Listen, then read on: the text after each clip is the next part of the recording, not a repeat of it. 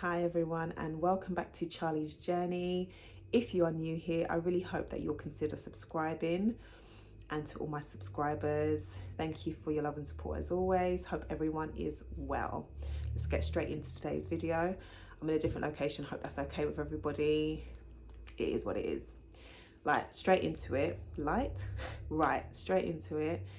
Today I'm going to be talking about the fact that I had to let go.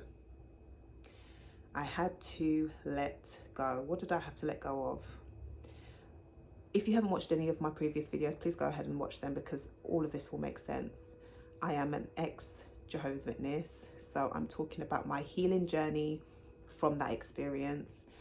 And of course, you don't have to be an ex-Jehovah's Witness to watch my videos or to gain value, but that's just my journey and where I'm coming from. That's what my trauma has been, and that is what I need to get. I've had to get over. I left the organisation nearly 4 years ago, and the progress I've made has just been incredible, considering I lost all my family, everybody I had known for nearly 30 years, and had to essentially rebuild my entire life on my own. Well, on my own. Yeah, on my own with my children, but on my own, essentially. Right, so I had to let go. What did I have to let go of? Like I said,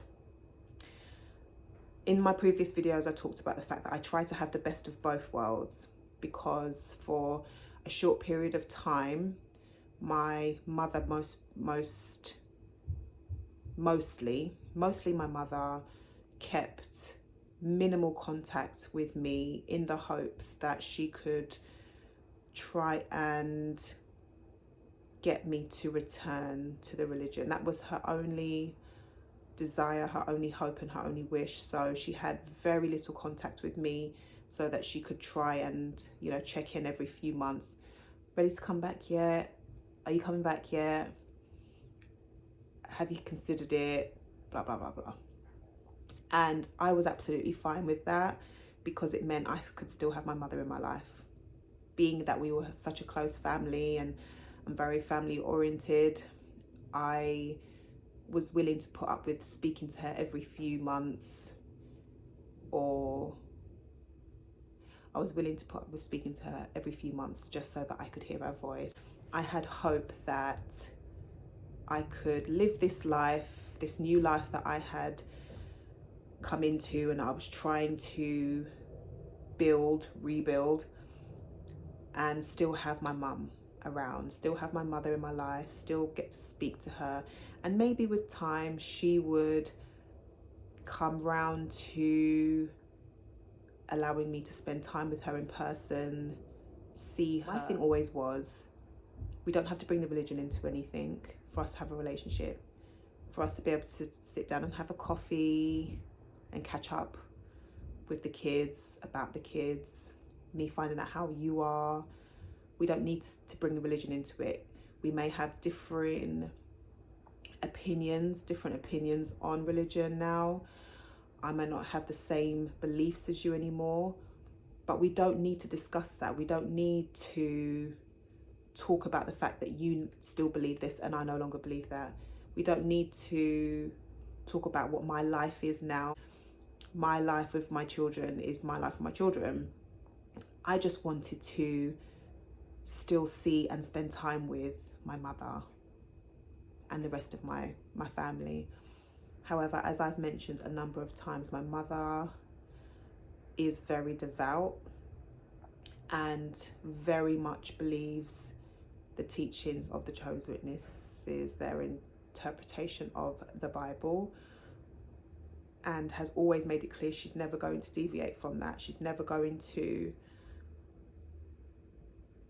let that go. And I never asked her to. Of course, if anybody was to ask me, and I always said that to her, if you want to ask me why I don't believe it anymore, any ex-Jehovah's Witness, if any current Jehovah's Witness were to ask me why do you no longer believe it, I will be honest and tell them why. As I said, my goal was just to have my mother in my life. So I tried to do that it's been nearly 4 years since I left, and I would say for half of that time I can safely say I tried to have the best of both worlds. I wanted my family more than anything, and I considered very briefly, very, very briefly, I considered returning to the Jehovah's Witnesses just so I could have my family in my life. I had moments, and they really were moments, because I very quickly was like, no, I couldn't put myself through that. Oh, the thought of it, the thought of losing my freedom again and having to be under the tyranny, even if I just did it solely for my family and I didn't take any of it seriously or, you know, anything like that. But because I knew I'd have to go back to attending their meetings and listening to the things they say, and because you can't just return and coast by, because they will then be on you. Why are you not coming out preaching with us? Why are you not at all the meetings? Why are you not commenting and contributing to the meetings? How come you haven't studied for this meeting? Are you reading your Bible? Oh, I couldn't. Oh my God, I couldn't. But I always made it clear. I always made it clear to my mother that if I returned, my only motivation would be her and the rest of the family. It wouldn't be because I still believe it. It wouldn't be because I miss Jehovah and my relationship with him. None of that. I made that very clear. And at one point she, I guess because of her natural maternal instincts and feeling towards me as her child, she even was willing to accept that. So we both were trying to have the best of both worlds so that we could have each other in each other's lives. But it got to the point where it was starting to affect, I believe, both of us. I think her health was suffering, which breaks my heart. And my mental state was beginning to suffer, because the more I wanted that with her and the less it was happening, the more unhappy I would become. And each time I thought I was getting closer to having what I wanted, and it was taken from me, just each time that would happen, I was being affected detrimentally more and more each time, until it got to the point where I had to say to myself, as much as you love these people that you are related to, you can't live like this. This is destroying you and making you once again feel bad about yourself, making you feel that you're not good enough just as you are. And I'm not saying that my mother was saying that or implying that, but the situation was lending to me feeling that way. Why could she not? Why did it have to be that way? That's all I kept saying. Why did it have to be that way? But I had to remember that I was once one of them, and how she was reacting to the situation with me is how I would have reacted had I not left. Her thinking and her reasoning on why she had to take such a staunch stance on the situation, and the fact that she felt that she was being disloyal if she did have a relationship with me. All of those things would have been my reasoning, my thoughts and my conclusions when I was part of it. So I had to accept things were not going to change. It just wasn't happening. And the more I felt that I could do that, the more unhappy I was becoming. And I didn't want to be unhappy anymore. I'd spent years of all my life I'd spent all my life being unhappy, with moments, let me not say that all my life. I had moments, of course, of being happy, but looking back, the performative life I had to lead, I can't have been happy, truly. And I was now free, and I now was happy, and I, in spite of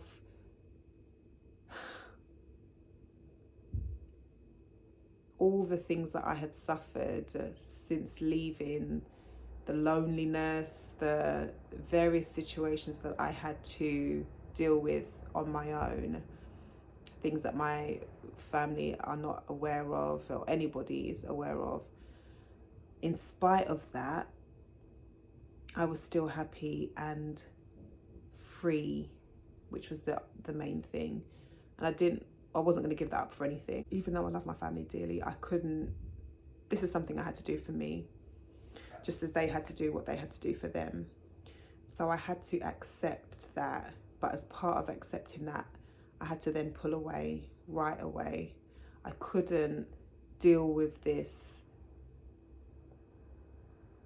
trying to keep contact every couple of months, even just the how are yous every few months was beginning to affect me. So I had to pull right away, and in a sense I had to mourn and go through like almost a grieving process. And I say that because my father died a good number of years ago, so I do know what it's like to go through the death of someone very close to you. And it did feel very much like that. It felt like I had to accept that they were gone, and almost tell myself that they were gone, even though they're not. Obviously they're very much here, still very much around, but I had to tell myself, no, this is like a death, because that's the only way I could at the time get my head around it and get to the point where I could just move on with my life without them. I had to accept that my family was now me and my children, and that I didn't have any extended family anymore. And I had to accept that, go through a grieving process with that, and get to the point where I was okay with that. And that was hard. Again, hard hitting stuff, very hard hitting stuff, and not easy to have to do, and many tears were shed, and many tears were shed over that, but it was necessary because I was hurting myself. So if you're in a similar situation where you're hanging on to anything, any relationship, any situation, any circumstance that isn't serving you, is causing you pain, or causing you to feel split in some way, not taking away your, it's taking away your peace even, sorry, there's an airplane there, taking away your peace in any way,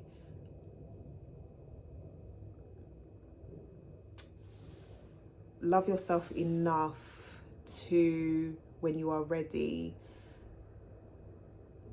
accept and let go.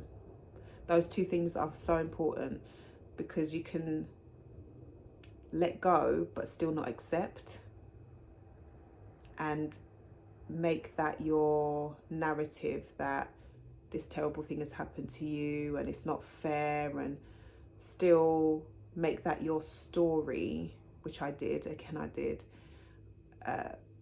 I'll come back to that in later videos, but that was my story. But by letting go and accepting, truly accepting that this is how it is, I could truly move on and walk forward positively. So like I said, if you're going through anything similar, hanging on to anything, trying to have the best of both worlds in a situation that isn't serving you, love yourself enough to get to the point where you can let that go, as hard as it might be. And there will be a grieving process, there will be possibly tears and pain, but it doesn't last. I can say that, coming from someone who has had to do a lot of healing and has had to sit in a lot of pain emotionally and mentally. It does get better. It really does. You really feel like at times it doesn't, it's not going to, and you just feel like this is going to be your life forever, and it's really not the case. That saying, this too shall pass, is so true. Things do pass, and you look back and think, oh my gosh, that was me. And that's why I got emotional in one of my videos, because talking about all of this is so empowering for me. Right, it definitely gets better. So that's today's video. I leave my email address in the description of each video, because if anybody wants to talk, or if anybody has further questions about any of my videos, please feel free to email me. I do answer my emails, and I do get back to you all. I love the emails I've been receiving. You're all so kind and so sweet, and the fact that you say that my videos help you, or all of the lovely things that you say are